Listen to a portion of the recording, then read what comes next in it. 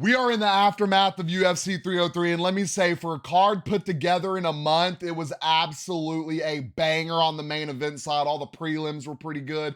Early prelims, really solid. Alex Pereira is absolutely entering the GOAT status. If he gets that heavyweight belt, it's solidified. Greatest of all time, but we'll get into that. Let's start with the bottom of the card. There were some absolutely great fights on this card, and there were some absolutely not great fights on this card. Starting with Ricky Simon and Oliveira, Vinces Oliveira. Oliveira on the radar now. Absolutely stud of a fighter. He went out there, he fought against adversity, got a really, really nasty leg injury against Ricky Simon that I thought was just going to have the fight ended quickly in the third round. Ricky Simon, for some reason, couldn't find his footing. I guess couldn't find his reach, couldn't find his pressure. That kick Oliveira threw, and when it connected to the shin of Ricky, I was like, please don't break. Please don't break. It was one of the most solid leg checks I have ever seen. I mean, the spot on his leg instantly turned red. Shout out to his corner for icing the wrong Discord. Shout out to his corner for icing the wrong leg afterwards. Next, we have Ria Suyara, and I absolutely said that wrong. I don't care. Rip me apart in the comments. Against Carlos Hernandez. Didn't get to watch a lot of this fight. Worked a 16-hour shift yesterday. So some I got to watch, some I didn't. Do work at Buffalo Wild Wings, so we thankfully, thank you, have the fights. A lot of scrambles in this fight, some really high-level ground game, and it was a really interesting watch when I got to watch it. Next is when we start the bad fights of the night. We got Andrei Arlovsky and Martin Buday. Now, Andrei Arlovsky, 45 years old. A lot of older guys fighting on this card. 45. Can we get a round of applause for him being an absolute dog? Martin Buday, you need to get in the gym, brother. I don't know if y'all need to go in and switch y'all's game plan. You need to fix your cardio. This man was 45 and you were clinched with him for 3 rounds. Oh, and this is where the tears start flowing. We have the karate hottie announcing her retirement. You had her up there crying. You had me in the Buffalo bar crying. You had Joe Rogan up there choking up. I mean, it was just a plethora of emotions going on. She didn't get the win. Jillian Robertson is going to be an absolute force in this women's strawweight division. Solid striking, but insane pressure on the ground, and that's what we love to see. Shout out Karate Hottie for a career. Let's get a round of applause in the comments. Next, we start our prelims. We have Peyton Talbert and Giannis Gamori. I don't know if I said that right. It really doesn't matter. They didn't get to say it enough because he got knocked out in 19 seconds. Talbot, a 1650 favorite. So, it is what it is. I think it was a really solid fight. Talbot with a fight of the night performance. Much deserved, or performance of the night bonus. Next, we have Charles Jourdain. This has to be a record, right? This has to be the first back-to-back knockouts with the new gloves. This needs to be documented. Charles Jourdain gets knocked out by Gene Silva. Gene Silva, an absolute dog. I can't remember this knockout as much as the others. It was a long night.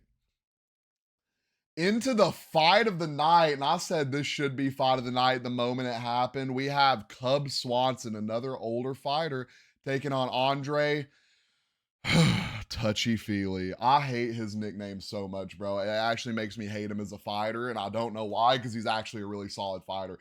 Cub Swanson out there, 40 years old, absolutely putting it on him, though. They put on an absolute war. This is absolutely much deserving fight of the night. If you didn't get to watch this, you absolutely need to go back and do it. Joe Pyfer reversing the fraud check.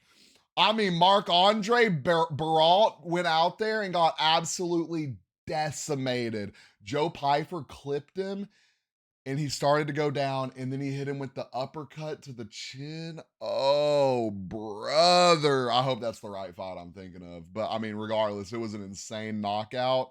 Joe Pyfer said anyone can get it on the roster.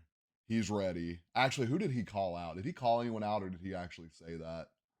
I can't remember. He called either someone out or everyone out, but Joe Pyfer absolutely just, his aura is growing after that one. I'll just say that. On to the main card. I mean, Ian Machado, Gary, and Michael Venom Page, that fight just didn't go how any of us expected. I respected Ian Gary. He fought a winning fight. He knew what he needed to go there and do. He knew he couldn't stand in there and strike with Michael Venom Page. So what's he going to do? He's going to take him down. He's going to grind it out. He's going to get his back in the third. And he's going to win that fight. Now, Dana came out and said he thought this fight was a draw. I just really think, I mean, it was clear Ian Gary won the first, Michael Venom Page won the second, and I mean, Ian Gary got his back and held him for 2 minutes in the third. So, it was a pretty close striking exchange before that.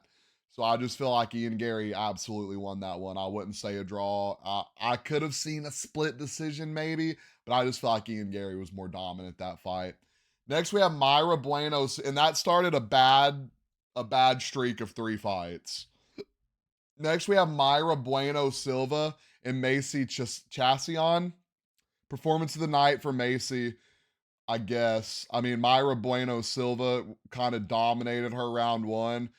Round two, Myra got a really nasty cut above her eye, and they ended the fight. What happened to the day of us watching Nate Diaz bleed out in the octagon? I mean, it was a cut. It was bad. They could have packed it in between rounds, and it would have been fine. But they call it. I really don't know how you get a performance of the night from one elbow, but it is what it is. Next, we have Anthony Smith taking on Roman Dolce. Dolce. I'm not 100% sure how to say his last name.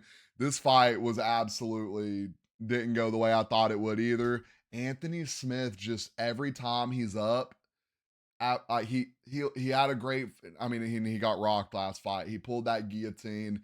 He was coming in this talking about Alex Pereira doesn't want to see me. Alex Pereira doesn't want to fight me. This that, and then you go and make a guy that isn't really great at striking look really great at striking. That's not how you get to a title shot.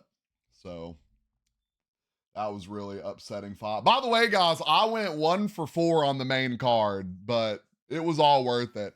Can we talk about Dan 50K Ige? I mean, an absolute dog. I mean, some of y'all that didn't watch the card were like, oh, I thought he was supposed to fight, what's his name? Brian Ortega. Well, Brian Ortega couldn't break his fever and had to pull out. Dan Ige lives in Vegas. They gave him the call. He said, 5-hour notice? That's nothing. I'll do it. So we got Dan Ige and Diego Lopez. And I mean, it goes the distance. Dan Ige had solid exchanges. Diego Lopez had solid exchanges. Both these guys facing difficulties in this fight. I mean, Dan Ige took it on a 5-hour notice. Diego Lopez was training for a grappler. So, I mean, both these guys came in with, kind of the odds stacked against them in a way, just different ways, but both of them, I believe, had the odds stacked against them. The fight ended up being at like what? It was a catchweight fight at like 160. And I think it was just an amazing fight. Both these guys, absolute. I mean, the fact this didn't get a fight of the night, the fact that Macy got a performance of the night and neither of these guys got a performance of the night is absolutely sickening. But I guess you can't give a bonus to everybody. Dan Ige, Diego Lopez. Diego Lopez probably going to fight on the Sphere card. We will talk about on our live tomorrow the Sphere card, by the way. Last but not least, we have Alex Poatan Pereira taking on Jiri Prochazka. Now, I was kind of mad about this fight. Not mad about the outcome. The outcome was amazing. Jiri came in this fight, and this is what makes me mad. He fought this fight the exact same way he fought fight one. He didn't check the leg kicks. He didn't fight with a guard. He took the damage. And when you don't change anything from the last time you got knocked out, we see the results now, you got knocked out again. And at the end of the fight, he was absolutely fighting those spirits that Alex Pereira talks about. No, but for real, when I saw Jiri struggling to get up, I just felt bad. I feel like this is kind of like that Adesanya Whitaker thing. I think Jiri's like Usman and what's his name, Colby Covington. I feel like Jiri's absolutely would be one of the most dominant fighters in the light heavyweight division had Alex not come along.